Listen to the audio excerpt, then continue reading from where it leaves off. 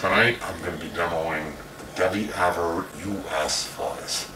Now, what I did, I went ahead and recorded a demo song that features the pedal on all of the tracks. So I'm going to talk a little bit after that, play the demo song, then I'll come back if you want to stick around. I'm going to talk a little bit more about how I did the recording, a little bit more about the pedal, and blah, blah, blah, blah, blah. So let's take a look and see who's in here. So who's in here? So let's take a look. So who's in here?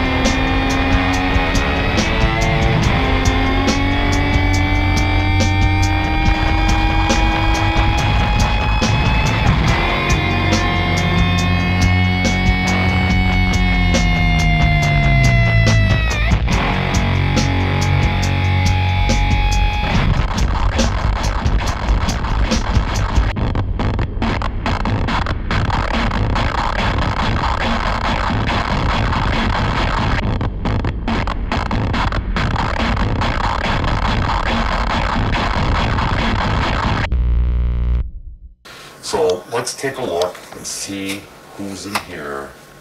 A little guy. See, we've got a Devi Ever Effects sticker, a decal. How cool is that? It's going right in the logo. Now, this of course is the US Fuzz. So here we have an Old Glory playing card. Now it's an 8 of hearts. See, somebody loves me. And, man, it's going to be a long video. There's a lot of swag in here. This here is a stick of Damon's chewing gum. Now, I remember the Demons from, like, my grandma's junk drawer, like, sneaking in there when I was, like, 4 years old and stealing me some Demons. But, actually, the last time I stole chewing gum, I was probably, like, 24, 34, who am I kidding? 44, I'm 45 now, aren't I? Am I really? My birthday's coming up too? 46? Anyway, here, last but not least, we got see, my mom, my youth pastor, traveling evangelist, they all warned me about these. It's a tarot card. It's like the ace of Satan's tentacles. It's like some weird gypsy curse now, like Hep C outbreak while I'm trying to make a video, and thanks for all the swag.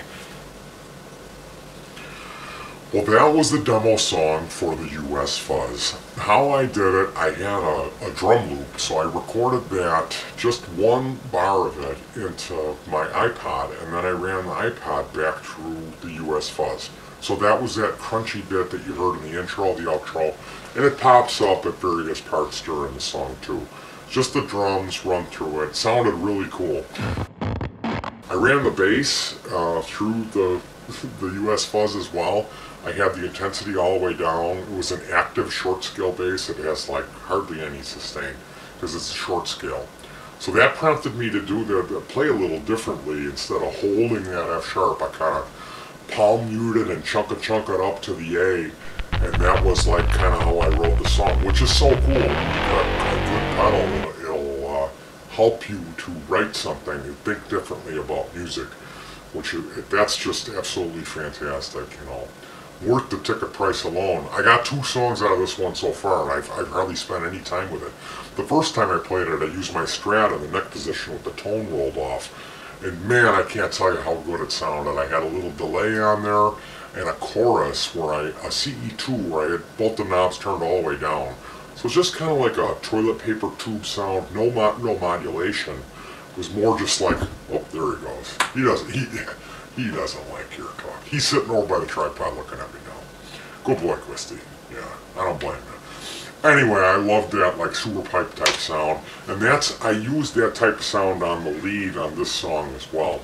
I did use, this was the interface, it's a Chord Pandora multi-effector. Now I didn't use any of the built-in effects, only used it as the interface to record, except for the speaker simulator, because you know, if you try to plug any pedal, especially a fuzz, going line into a recorder, it just sounds terrible unless you gotta find some way. Like the Digitech pedals will have 2 jacks on them. One says mixer, one says amp. That's the same idea. It's just a speaker simulator to roll off some of those highs, make it a little bit more easier on your ears. So in essence, all you did hear was this device, but I did have it filtered through the speaker simulator. The exception of that little trickery on the chorus, but as far as the tone goes. So this pedal, it's a silicon-based pedal, massive fuzz sound with a tight and distinctive gate. Now the gate means that when you're not picking, it doesn't let any audio through. It's almost like a built-in noise gate into the pedal. Also, the decay, the release, when you're done playing your note, it does that sputtery trick, which, I mean, that kind of depends on how you play, how you have everything set as well. But the Velcro decay breaks up the signal as it dies out for a crunchy and crispy finish to your lines. Or, as the notes trail, they die a quick and ruthless death. It emulates the sound of a classic fuzz through a high-gain amp. This device, it behaves like a vintage or classic fuzz without like the nasty hiss or the poor frequency response. So that the buzzwords they're talking about how it's, you know, this vintage fuzz but it's modern tone, it really is true. And what struck me was through like the headphones with the line in, or with the solid state amps playing at the Woods that we did, no matter what I threw at it, it just sounded fantastic, which was just a pleasure, because I have an original Maestro FC1A, and you know, my fuzz factories that I built, my fuzz spaces, germanium stuff, and it's just always a bit tricky getting it dialed in. You know, it's a little bit tweaky, a little bit of a pain in the neck. and a compromise, but that's not the case with this device. So that's what really impressed me about the Us Fuzz, was it seemed like if I'm gonna be trying to grab one of these pedals, which I'm still going through the process of establishing my indoor rig, my outdoor rig, this pedal is going to be a godsend because I'm going to end up using it for quite a bit. So I thank you very much for tuning in and checking out my demo. Check out www.deviever.com. She's working on the console, which is a very exciting project. I appreciate all the views, all the comments, and the subs. Peace, and keep on